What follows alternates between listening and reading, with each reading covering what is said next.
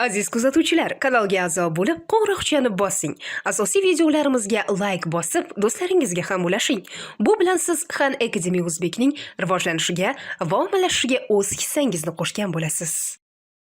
Keling, yana tasavvur qilamiz, iqtisodiyotda faqatgina ikkita inson bor, birinchisi dehqon, ikkinchisi quruvchi.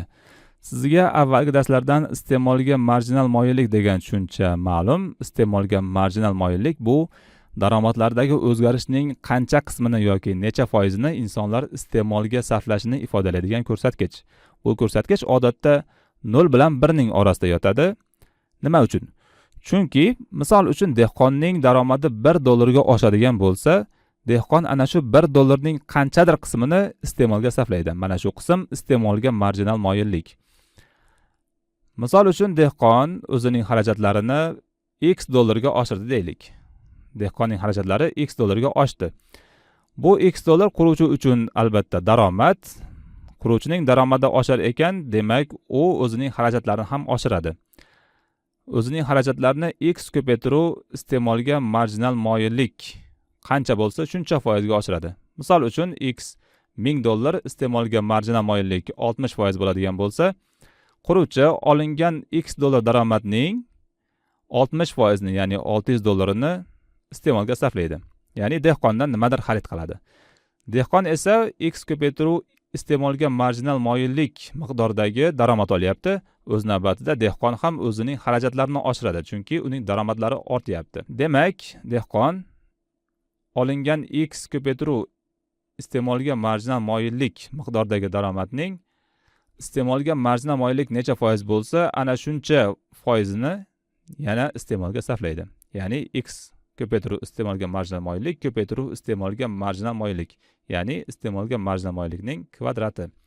Ana endi quruvchi X ko'paytiruv iste'molga marjinal moyillikning kvadrati miqdoridagi daromad olyapti. Demakki, o'zining xarajatlarini yana oshiradi X ko'paytiruv iste'molga marjinal moyillikning kubi miqdoricha. Mana shu jarayon to'xtovsiz davom etaveradi. Ana endi avval boshda dehqon o'zining xarajatlarini $X ga oshirgan edi. Mana shu $X o'zgarish yalpi ichki mahsulotni qanchaga o'zgartiradi? Mana shu qanchaga o'zgartirishini topish uchun biz mana shu barcha o'zgarishlarni qo'shib chiqsak kifoya. Demak, delta Y, ya'ni yalpi ichki mahsulotdagi o'zgarish barobar mana bu o'zgarishlarning yig'indisi. X qo'shamiz X ko'paytiruv iste'molga marjinal moyillik, unga qo'shamiz X ko'paytiruv iste'molga marjinal moyillikning kvadrati va hokazo bu davom etaveradi. Mana bu ko'p xatdan X ni qavsdan tashqariga chiqaradigan bo'lsak, delta Y barobar X ko'paytiruv 1 plus iste'molga marjinal moyillik plus iste'molga marjinal moyillikning kvadrati plus va hokazo davom etadi. Mana bu qavsning ichidagi ifoda bizda cheksiz kamayuvchi geometrik progressiyaning hadlarini bildiradi. Qavsning ichidagi ifodani topish uchun o'tgan safar ham yozgan edik. 1/1 minus iste'molga marjinal moyillik. Mana shu formuladan foydalanamiz. Demak, endi yalpi ichki mahsulotdagi o'zgarish bizda teng bo'lar ekan X ko'paytiruv mana bu qavsning ichidagi ifodaning yig'indisi 1/1 minus iste'molga marjinal moyillik. Demak, avval boshda dehqon o'zining xarajatlarini $X ga oshirgan edi.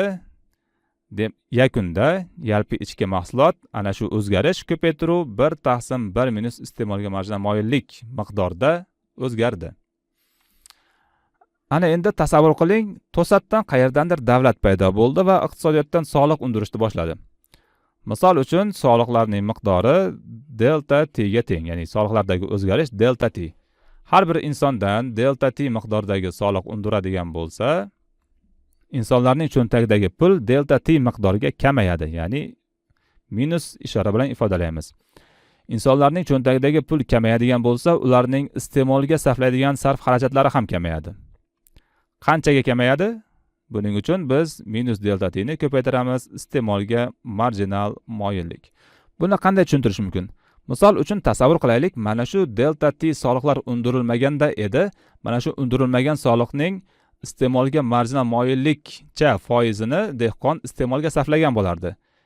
Hozir soliqlar undirilyapti, demakki dehqonning iste'molga qilinadigan xarajati minus delta t ko'paytiruv iste'molga marjinal moyillik miqdoricha kamayadi. Demak, xarajatlardagi o'zgarish bu yerda x ning o'rniga minus delta t ko'paytiruv iste'molga marjinal moyillik. Demak, xarajatlarda minus delta t ko'paytiruv iste'molga marjinal moyillik miqdoricha o'zgarish bo'lar ekan, yalpi ichki mahsulotda qanday o'zgarish bo'ladi? Yalpi ichki mahsulotdagi o'zgarishni topish uchun mana bu yo'ldan foydalanamiz.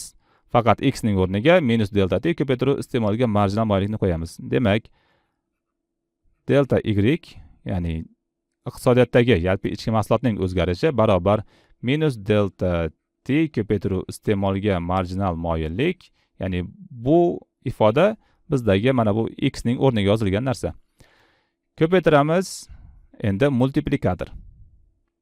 1 taqsim 1 minus iste'molga marjinal moyillik.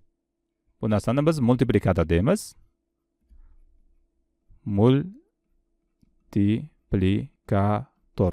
Mana bu ifodani boshqadan yozadigan bo'lsak, delta y barobar delta t, ya'ni soliqdagi o'zgarish ko'paytiruv minus iste'molga marjinal moyillik taqsim 1 minus iste'molga marjinal moyillik.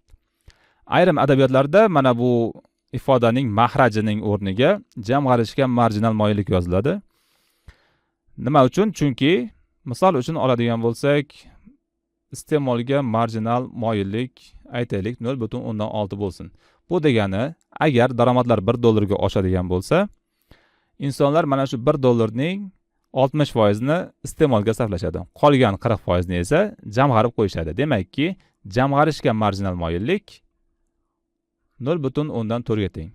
Yoki boshqacha yozadigan bo'lsak, iste'molga marjinal moyillik va jamg'arishga marjinal moyillikning yig'indisi 1 ga teng.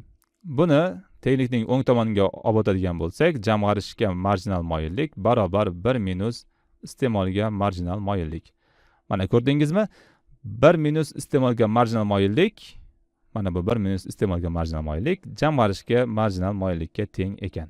Bizda mana shu kasr soliq multiplikator deyiladi. Bu soliq multiplikatori. Bu nima degani? Agar soliqlar delta t ga o'zgaradigan bo'lsa, misol uchun $300 ga o'zgaradigan bo'lsa, soliqlar yalpi ichki mahsulotdagi o'zgarish $300 emas, $300 dan ko'p ham bo'lishi mumkin, $300 dan kam ham bo'lishi mumkin. Bu iste'molga marjinal moyillikning qiymatiga bog'liq. Ana endi soliq multiplikatorining oldidagi minus ishorani ko'rib turibsiz. Bu degani, agar soliqlar oshiriladigan bo'lsa, yalpi ichki mahsulot kamayar ekan.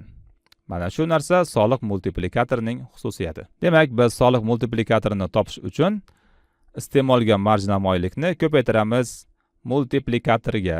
Ya'ni soliq multiplikatori barobar iste'molga marjinal moyillik ko'paytiruv multiplikator. Faqat ishorasi -1 ga teng. Ya'ni agar soliqlar oshiriladigan bo'lsa, yalpi ichki mahsulot kamayadi.